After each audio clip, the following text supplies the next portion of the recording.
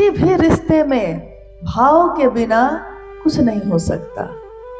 तो जब हम शिव को गुरु बनाने की बात कहते हैं तो शिव को गुरु बनाते समय हो सकता है भाव हो सकता है भाव नहीं हो, दोनों स्थितियां हो सकती हैं। विश्वास हो या विश्वास नहीं हो, यह भी हो सकता है, क्योंकि हम इंसान ही तो हैं। कभी किसी पे विश्वास होता है और कभी किसी पे विश्वास नहीं होता।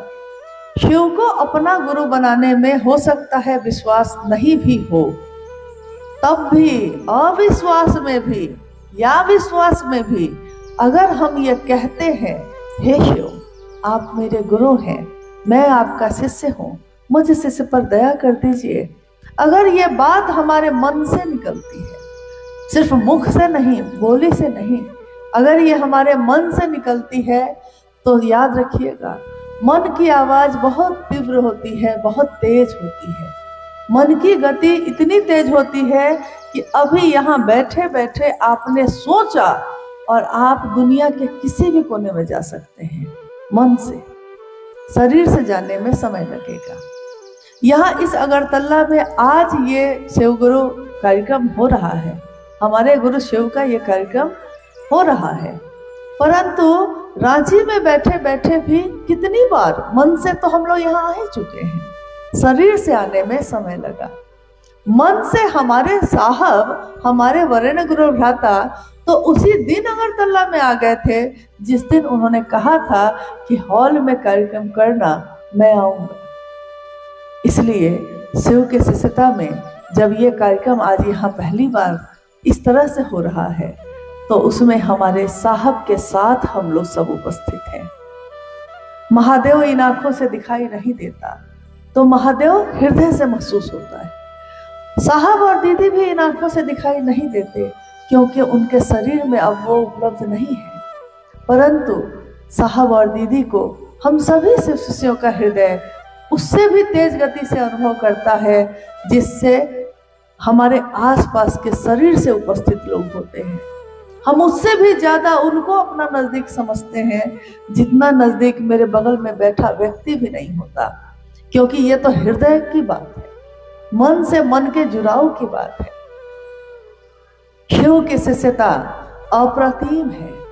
अप्रतिम का अर्थ होता है एक ऐसी प्रतिमा जिसके जैसी कोई दूसरी प्रतिमा नहीं है। इसलिए शिव के अनेक स्वरूप पूजित हुए। शिव महाकाल हैं, शिव महाअघोरेश्वर हैं, शिव योगियों के योगी, योगियों के भी गुरु, आदि योगी हैं, आदि गुरु हैं। शिव क्या नहीं है? शिव भोला है, शिव शंकर है, क्या नहीं है?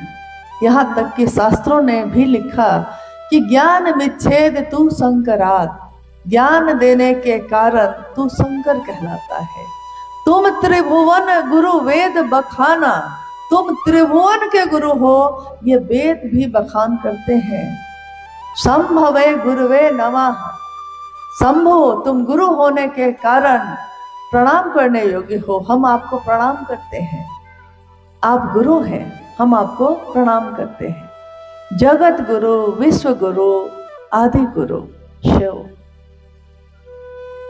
उस शिव की पूजा करते करते हमारा मन कभी उन तक नहीं पहुंच सका, परंतु जब हमने साहब श्री का दिया हुआ ये संदेश सुना, ये तीनों सूत्रों को सुना और अपने जीवन में उतारा, तो हमारा मन धीरे धीरे इस बात को समझने लगा कि शिव के सिवा मेरा अपना इस दुनिया में कोई नहीं है। जहां से हम आए हैं लौटना वही है। ठीक उसी तरह जिस तरह हम अगर रांची से आए हैं तो अगरतला में मेरे गुरु भाई गुरुवान हैं, लेकिन इसके कारण है क्योंकि शिव मेरे गुरु हैं। अगर शिव मेरे गुरु ना होते तो यहाँ मेरे गुरु भाई गुरुवान भी ना होते, क्योंकि मूल कारण कौन है? यहाँ रहते हुए भी मुझको अभी भी याद है कि मेरा मूल कारण इस स्थल पे उपस्थित होने का क्या है? महादेव। और महादेव किस कारण से मेरे लिए मूल कारण हो गए? साहब और दीदी। साहब ने बताया। आज दुनिया में कोई कहीं भी इस बात को लेकर जाता है, यहाँ नॉर्थ ईस्ट में आज तक जितने भी गुरु भाई या गुरु बहन आए होंगे आपसे ये संदेश लेकर ये कहने कि शिव गुरु हैं, आप उनके शिष्य बन जाइए। आप में से कोई अगर ये इस प्रश्न का उत्तर देना चाहे तो दे सकता है कि क्या ये बात उसकी अपनी थी? हम तो डाकिया थे, आज भी डाकिया है। संदेश किसी और का, साहब का, और पता भी आपका, उनका, इनका, और संदेश किसका? साहब श्री का। पहुंचाने वाले हम में से कोई भी हो सकते हैं, परंतु शिव शिष्यता का मालिक हमेशा महादेव है। और ये बगीचा जो आज सुगंधित है, अलग अलग फूलों से सजा हुआ है, शिव शिष्यों की इस दुनिया में, इस बगीचे में हर तरीके के लोग हैं। कोई गुलाब के फूल की तरह सुगंधित भी है, तो कोई ऐसा भी है जो सुंदर तो है लेकिन उसमें सुगंध नहीं, ऐसे भी हैं। परंतु ये बगीचा तो साहब दीदी का लगाया हुआ है। इस बगीचे के हर फूल की रखवाली बागवां बनकर, माली बनकर वो खुद करते हैं। और हमको, आपको, सबको उन्होंने एक जिम्मेदारी दी कि ये जो मेरा बगीचा है, इस बगीचे के हर फूल की रखवाली करना, ये हम सबकी जिम्मेदारी है। फूल की रखवाली करना मतलब तेज हवा से बचाना, बर्फीली तूफानों से बचाना, गर्मी से बचाना, और खाद और पानी देते रहना ताकि ये लहलहाते रहे, खिलते रहे, सुगंध फैलाते रहे। ये सुगंध किस चीज की है? ये शिव की शिष्यता की है। शिष्य भाव मेरे आपके अंदर प्रकट हो जाए, ये संदेश भी इसी के लिए है। परंतु अक्सर हम ये संदेश पहुंचाते पहुंचाते भूल जाते हैं कि ये संदेश तो मेरा था ही नहीं। हम खुद मालिक बनना चाहते हैं, लेकिन हम तो कुछ इसके एक फूल है, मालिक कैसे बन सकते हैं? मालिक तो महादेव है। बगीचे का फूल बगीचे का मालिक नहीं बन सकता। हाँ, वो अपनी सुगंध से अपने पूरे परिवेश को, अपने आसपास के माहौल को सुगंधित कर सकता है, लेकिन उसका मालिक नहीं है। ये तो वो है जिसने बीज भेजा था, तो इस बीज से ये पौधा निकला है। परंतु बीज भी किसी और का, निकला भी तो वो उस पे भी अधिकार किसी और का, मेरा आपका कैसे होगा? अगरतला की इस धरती पे कुछ सालों से, कुछ वर्षों से महादेव की बात चल रही है। आज हमारे आपके बीच मुझको जैसी सूचना भी मिली कि कुछ गुरु बहन आई हैं गुवाहाटी से भी और कुछ शिलोंग से भी आई हैं। मुझको याद है कि जब भी साहब ने महादेव की बात बढ़ाने की बात की, उन्होंने सब पे विश्वास किया, सब पे। शायद आप में से बहुत लोगों ने सशरीर साहब श्री का दर्शन किया होगा, या बहुत ऐसे होंगे जिन्होंने उनको शरीर में भी कभी देखा नहीं, उनसे इस तरह कभी मिले नहीं होंगे।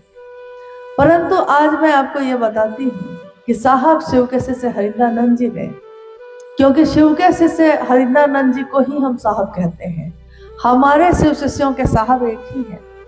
हमारी दीदी भी, अगर हम कहते हैं दीदी, इसका अर्थ है कि हम लोग दीदी नीलम आनंद जी के बारे में बात कर रहे हैं। बाकी सब दीदी हैं, गुरु बहन हैं, गुरु भाई हैं, तो हम दीदी भैया ही कहते हैं, परंतु सबके अपने अपने नाम हैं। जब हम कहते हैं साहब, यानी ये साहब हरिंद्रानंद जी की बात हो रही है। जब हम कहते हैं दीदी, तो दीदी नीलम आनंद जी की बात हो रही है।